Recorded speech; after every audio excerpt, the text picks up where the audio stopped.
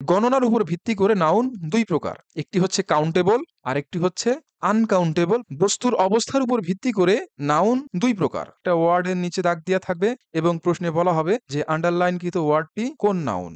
যদি বলি প্লেয়ার, এটা কিন্তু অনির্দিষ্ট রয়ে গেল।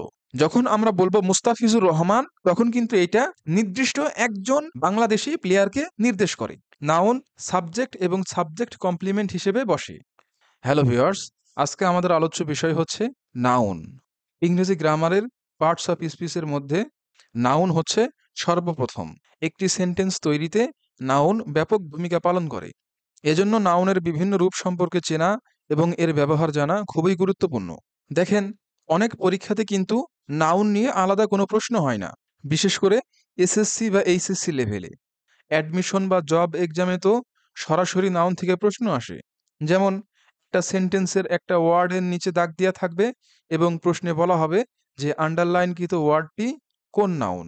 এজন্যই ওভারঅল ইংরেজিতে দক্ষতা অর্জনের জন্য আমরা আজকে নাউনের একেবারে বেসিক আলোচনা থেকে শুরু করে এর ভিন্ন ভিন্ন রূপ এবং ব্যবহার সহ জানা অজানা খুঁটিনাটি সকল বিষয় নিয়ে আলোচনা করব ইনশাআল্লাহ। চলুন শুরু করি। তো নাউন কি? যে ওয়ার্ড দিয়ে কোনো কিছুর নাম প্রকাশ করা হয় তাকেই আমরা নাউন বলি। যেমন ধরেন, দৈনন্দিন জীবনে আমরা যা কিছুর সম্মুখীন হই, অর্থাৎ যা কিছু দেখি বা না দেখি, সবকিছুকেই কিন্তু কোনো না কোনো নাম দিয়ে চিনে থাকি বা প্রকাশ করি। যেমন, আমরা যেখানে বসবাস করি সেই জায়গাটিকে আমরা বাড়ি বা বাসা নামে চিনি। আবার যেই স্থান দিয়ে আমরা বাড়িতে বা রুমে প্রবেশ করি সেটিকে আমরা দরজা বা গেট নামে চিনি, তাই না? তদ্রূপ আমাদের রুমে যে বিভিন্ন আসবাবপত্র থাকে সেগুলোকেও কিন্তু আমরা ভিন্ন ভিন্ন নামে চিনি। উদাহরণস্বরূপ বলা যায় যে চার পায়া একটি বস্তু যার উপরে আমরা বসি সেটাকে আমরা চেয়ার নামে চিনি। আবার যেখানে বই খাতা রেখে পড়াশোনা করি সেটিকে আমরা টেবিল নামে চিনি। তদ্রূপ মাথার উপরে ফ্যান থেকে শুরু করে ঘরের লাইট, এমনকি দেয়ালের যে রং, সবগুলোকেই কিন্তু আমরা আলাদা আলাদা নামকরণের মাধ্যমে প্রকাশ করে থাকি। তো এটাই বলছে, a noun is a word that names a person, place, thing, feeling or idea. অর্থাৎ নাউন কি করতে পারে? Noun can name a person. অর্থ হচ্ছে যে নাউন একজন ব্যক্তিকে নামকরণ করতে পারে। উদাহরণস্বরূপ বলা যায় রাফি, অর্থাৎ রাফি দ্বারা একজন ব্যক্তিকে বোঝাচ্ছে। তদ্রূপ যিনি শিক্ষা প্রদান করেন তাকে আমরা টিচার নামে চিনি। আবার যিনি চিকিৎসা প্রদান করেন তাকে আমরা ডক্টর নামে চিনি। তদ্রূপ নিজ পিতামাতার কন্যা সন্তানকে আমরা বোন নামে সম্বোধন করি। আবার দেখেন, noun can name a place, অর্থাৎ নাউন একটা জায়গাকেও নামকরণ করে। কিরকম? উদাহরণস্বরূপ দেখেন, নেপাল একটি দেশের নাম। যখন নেপাল বলা হয় তখন কিন্তু আমাদের মাথায় ওই নির্দিষ্ট দেশ মাথায় আসে। এরপরে দেখেন, ঢাকা বাংলাদেশের রাজধানী যেটা, এই ভৌগোলিক অবস্থানটুকুর নাম হচ্ছে ঢাকা। তদ্রূপ অফিস নামে আমরা যেখানে অফিসিয়াল কাজকর্ম করা হয় সেটাকে চিনি। স্কুল পার্কের ক্ষেত্রেও একই রকম, যেখানে শিক্ষা কার্যক্রম চলে সেটিকে আমরা স্কুল হিসেবে চিনি। তদ্রূপ noun can name a thing. আমাদের হাতে আয়তকার যে ডিভাইসটি আছে সেটিকে আমরা মোবাইল নামে চিনি। আবার দেখেন, টয়োটা বলতে আমরা একটি গাড়ি নির্মাতা কোম্পানিকে বুঝি। এরকম অক্সিজেন উড বলতেও আলাদা আলাদা উপাদানকে বুঝি। আবার noun can name a feeling or idea, অর্থাৎ অবস্তুগত যে জিনিস, আমাদের মনের ভাব, আমাদের চিন্তা, এগুলোকেও কিন্তু নামকরণ করতে নাউন ব্যবহৃত হয়। উদাহরণস্বরূপ লাভ, কোনো কিছুর প্রতি যদি আমাদের গুড ফিলিংস বা ভালো লাগা কাজ করে তো সেটাকে আমরা লাভ বা ভালোবাসা নামে প্রকাশ করি। তদ্রূপ অ্যাঙ্গারের ক্ষেত্রেও তাই, কোনো কিছুর প্রতি খারাপ লাগা অ্যাঙ্গার বা রাগ নামে প্রকাশ করি। একইভাবে হ্যাপিনেস, ফ্রিডম, সবগুলোই কিন্তু আলাদা আলাদা ফিলিংস এবং আইডিয়ার নাম প্রকাশ করে। অর্থাৎ ভিন্ন ভিন্ন ফিলিংস বা আইডিয়াকেও ভিন্ন ভিন্ন নামে চিনি। আশা করি বুঝতে পেরেছেন। না পারলেও সমস্যা নেই, পরবর্তীতে আমরা আরো বিস্তারিত ব্যাখ্যা সহ আলোচনা করব। এখন চলেন জেনে নিই নাউনের প্রকারভেদ।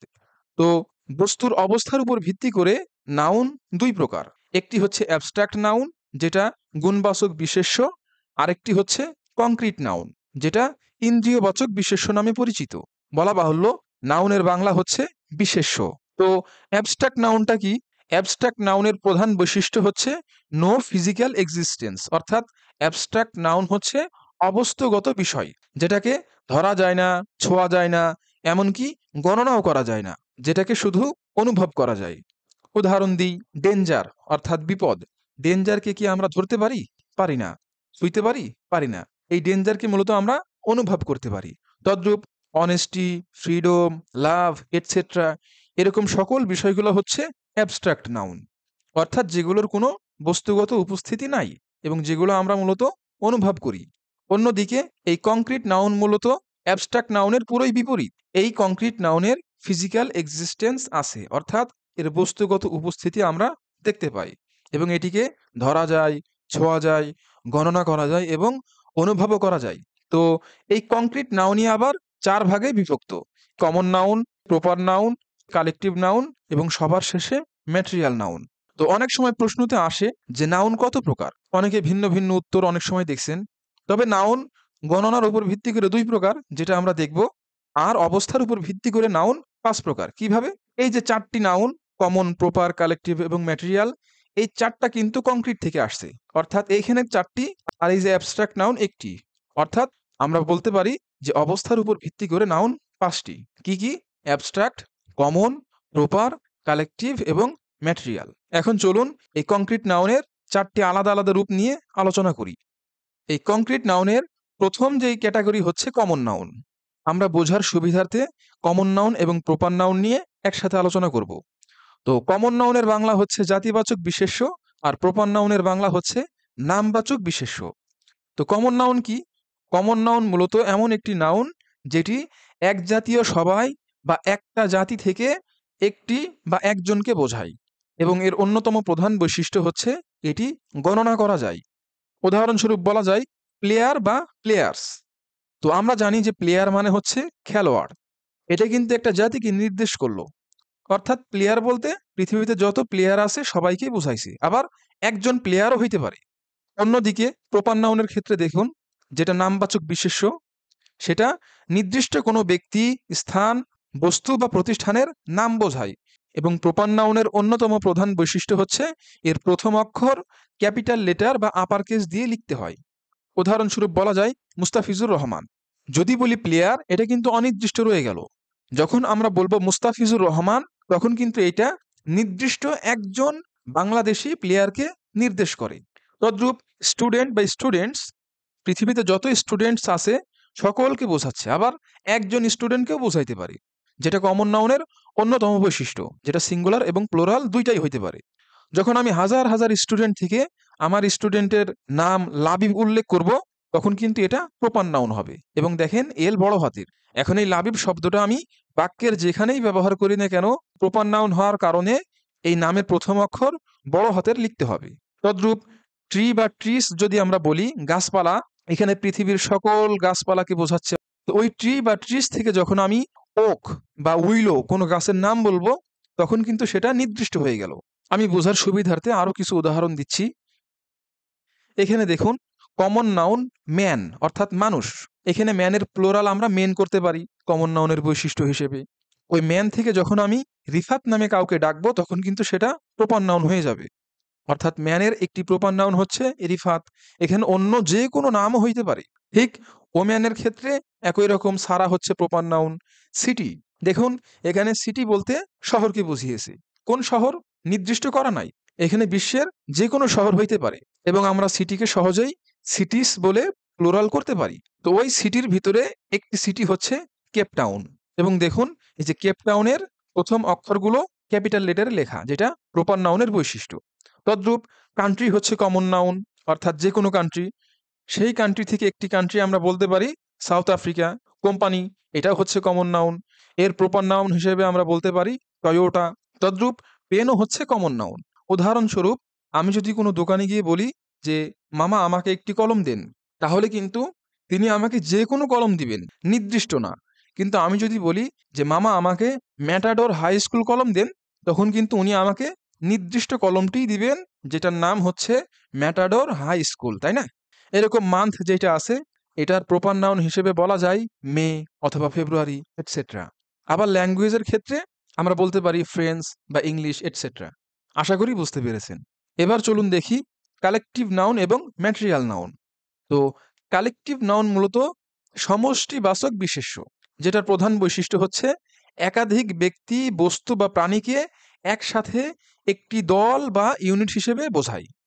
এবং আরেকটি বৈশিষ্ট্য হচ্ছে এই কালেকটিভ নাউন সবসময় সিঙ্গুলার ইউনিট হিসেবে কাজ করে। আমি আরেকটু সহজে বোঝাচ্ছি।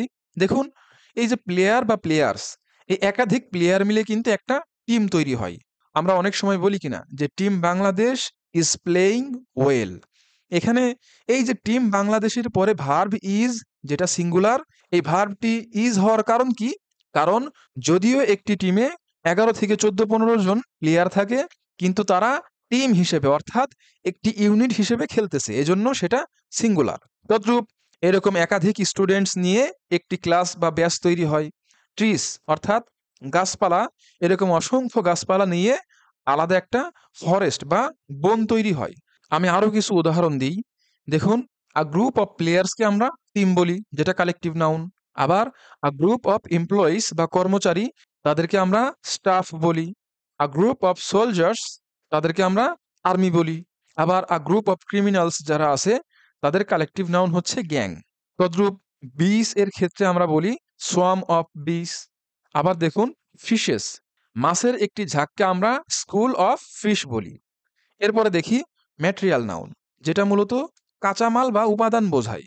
তো ম্যাটেরিয়াল নাউনের আরেকটা বৈশিষ্ট্য হচ্ছে ধরা বা ছোঁয়া গেলেও এটাকে গণনা করা হয় না বা গণনা করা যায় না। কিরকম? উদাহরণ দিই, সুগার, গোল্ড, উড, এয়ার। এখানে দেখুন, এই সুগার যেটা আছে, এটাকে কিন্তু আমরা গণনা করি না, চাইলেই গণনা করা সম্ভব, কিন্তু আমরা আমাদের নিজেদের সুবিধার্থে চিনিকে আলাদা আলাদা গুনি না। আমাদের কেউ কি দোকানে গিয়ে বলি যে আমাকে ৫,৭২,৪৪৩২টি চিনি দেন? বলি না। আমরা এটাকে একটা মেজারমেন্ট হিসেবে বলি যে ১ কেজি বা ৪০ কেজি বা ১ মণ আমাকে চিনি দেন।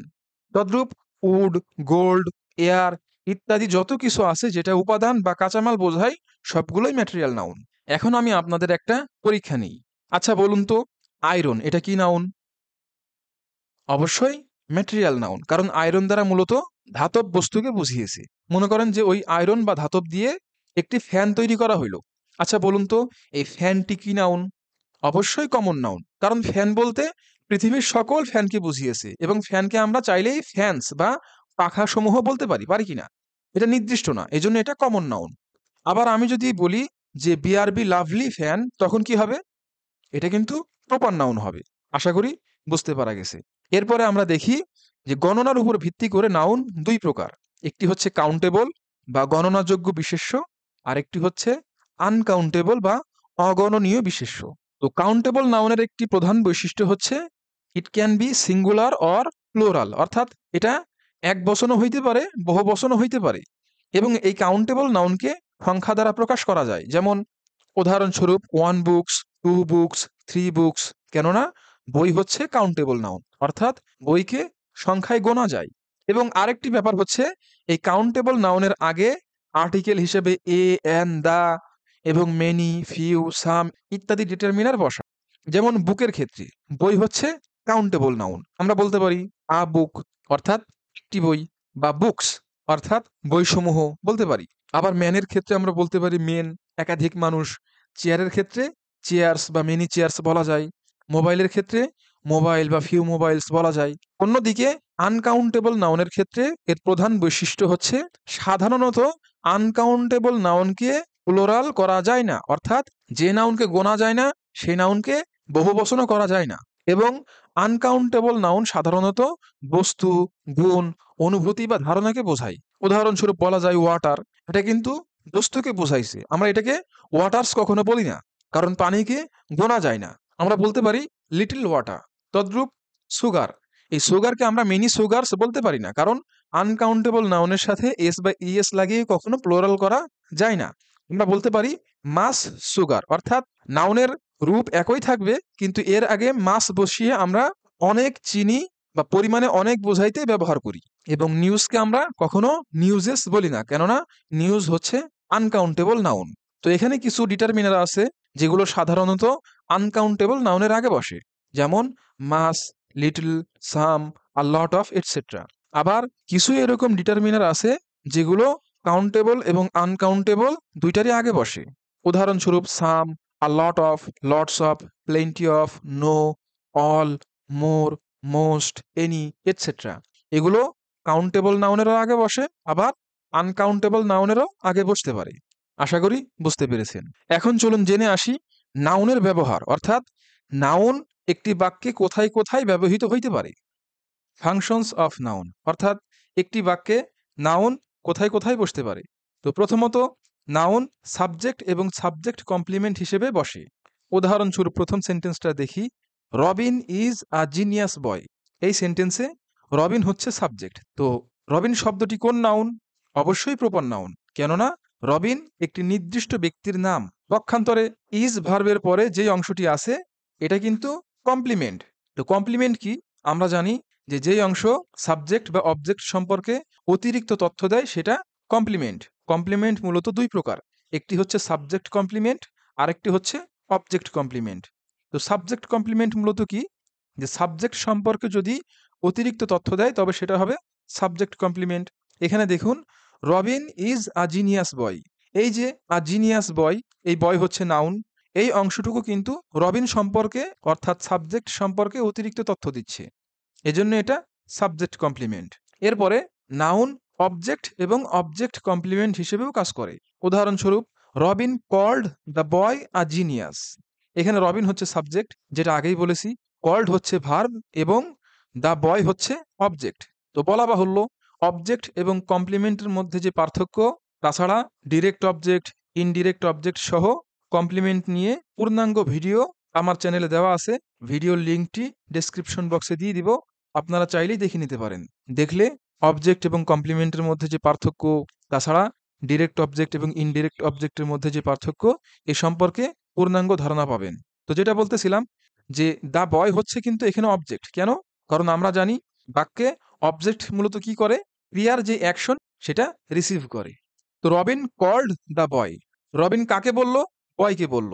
যেহেতু আমরা জানি ভার্বকে কি এবং কাকে দিয়ে প্রশ্ন করলে যা পাওয়া যায় তাই মূলত অবজেক্ট, তাহলে দ্য বয় হচ্ছে অবজেক্ট এবং এটাও কিন্তু নাউন, এটা হচ্ছে কমন নাউন।